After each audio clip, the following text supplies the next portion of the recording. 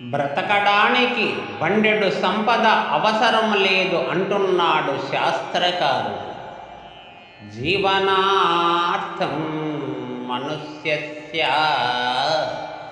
కించిద్విత్తమలం భువి.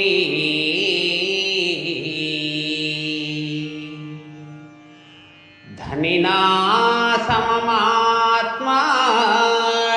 మిచ్చన్ భవతి నిర్ధనః.